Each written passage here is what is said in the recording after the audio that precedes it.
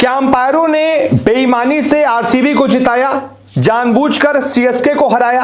यह सवाल इसलिए क्योंकि एक तस्वीर सोशल मीडिया पर बहुत तेजी से वायरल हो रही है और यह तस्वीर सवाल भी खड़े करती है कि आखिरकार सीएसके के साथ यह नाइंसाफी क्यों की गई।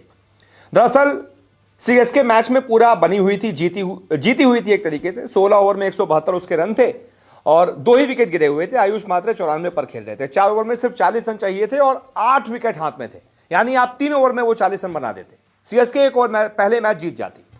लेकिन वहां पर मैच पलटता है। 17वां ओवर लेकर आते हैं लुंगी एंगेडी। दूसरी गेंद पर आयुष मात्रे को आउट करते हैं, लेकिन उसके बावजूद 7 विकेट रहते हैं। डेवाल्ड ब्रेविस जैसा तूफानी बल्लेबाज आता है बल्लेबाजी करने के लिए। पहली गेंद लुंगी एंगेडी उनको फुल टॉस लेग साइड पर डालते हैं। दिख रहे होते हैं कि उनके दोनों स्टंप दिख रहे हैं। तीसरा स्टंप थोड़ा कवर है, लेकिन एंगल से बॉल बाहर जा रही है। लेकिन अंपायर क्या करते हैं, उसको आउट दे देते हैं। अब अंपायर को तो चलिए नहीं दिखा, लेकिन उसके बाद क्या होता है, भाई बल्लेबाज को डीआरएस लेने दोगे ना? डेवाल्ड ब्रेविस को डीआरएस ही नहीं लेने दिया गया। डेवाल्ड ब्रेविस जब डीआरएस के लिए इशारा करते हैं तो अंपायर कहते हैं कि क्लॉक ही नहीं है, मतलब आपका टाइम ओवर हो चुका है।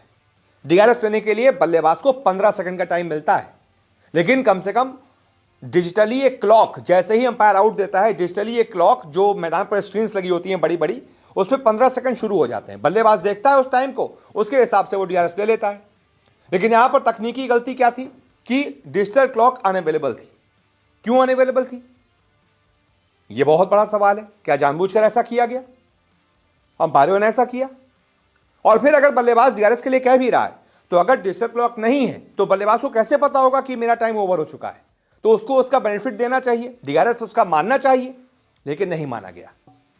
और उसके बाद जब रिप्ले आया ना, तो सबके होश उड़ गए। रिप्ले में साफ दिख रहा था कि अगर अंपायर डीआरएस मान लेते तो वो नॉट आउट हो जाता, क्योंकि बॉल विकेट को लग ही नहीं रही थी, लेग स्टंप मिस कर रही थी। डेवाल्ड ब्रेविस आउट नहीं होते। इतना शानदार वो हिटर है कि वो 10 गेंदें भी खेल जाता, आराम से वो मैच सीएसके को जिता देता। कई सारी पारी उन्होंने मैच विनिंग पारियां आईपीएल में खेली हुई हैं। अब लगातार 2 बॉल पर 2 विकेट जाएंगे तो टीम पर प्रेशर आएगा ही। फिर धोनी आते हैं, 2-4 गेंदें उनको भी लग जाते हैं सेट होने में। तब तक मैच थोड़ा दूर चला जाता है। फिर आखिरी में सीएसके 2 रन से मैच हारती है। सोचिए, ये डीआरएस अंपायर मान लेते, एक तरीके से बेईमानी नहीं करते। सीएसके के जितने फैंस हैं वो कह रहे हैं कि भाई बेईमानी हुई है, डीआरएस मानना चाहिए था। अगर क्लॉक अनअवेलेबल है तो उसका फायदा बल्लेबाज को मिलना चाहिए था। उसको पता ही नहीं है ना कि कितना टाइम हुआ है, मेरा टाइम ओवर हो चुका है। उसने तो डीआरएस के लिए कहा, लेकिन अंपायर ने क्यों नहीं माना? क्या अंपायर ने बेईमानी की? ऐसे में आप बताइए, आपको क्या लगता है? जो सीएसके के फैंस कह रहे हैं कि बेईमानी हुई है, बेईमानी से आरसीबी जीती है, क्या आपको भी ऐसा लगता है? और इस पर आपका टेक क्या है? क्या होना चाहिए, क्या नहीं होना चाहिए? जो भी आपकी राय हो कमेंट करके बताइए। इस वीडियो को देखने के लिए बहुत बहुत शुक्रिया।